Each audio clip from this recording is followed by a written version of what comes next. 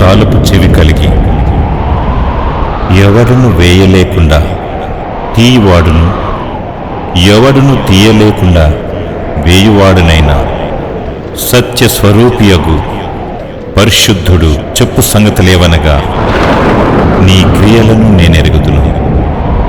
నీకున్న శక్తి కొంచెమైయుండినను నీవు నా వాక్యమును గైకొని నా నామము ఎరగననలేదు. ఇదిగో, తలుపు నీ ఎదుట తీసియుంచి ఉన్నాను, దానిని ఎవడును వేయనేరడు.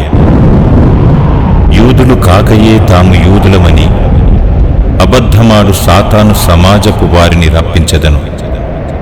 వారు వచ్చి నీ పాదముల ఎదుట పడి నమస్కారము చేసి, ఇదిగో, నేను నిన్ను ప్రేమించితినని తెలుసుకొనున్నట్లు చేసెదను. నీవు నీ ఓర్పు విషయమైన వాక్యమును గైకొంటివి కనుక భూనివాసులను శోధించుటకు లోకమంతటి మీదికి రాబోవు శోధన కాలములో నేను నిన్ను కాపాడెదను.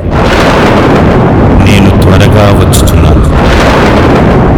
ఎవడును నీ కిరీటమునపహరింపకుండునట్లు నీకు కలిగిన దానిని గట్టిగా పట్టుకొనుము.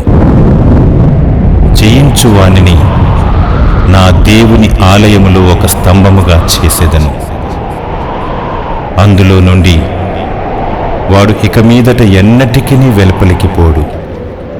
మరియు నా దేవుని పేరును, పరలోకములో నా దేవుని యొద్ద నుండి దిగివచ్చుచున్న నూతనమైన యెరూషలేమను నా దేవుని పట్టణపు పేరును, నా క్రొత్త పేరును వాని మీద వ్రాసెదను.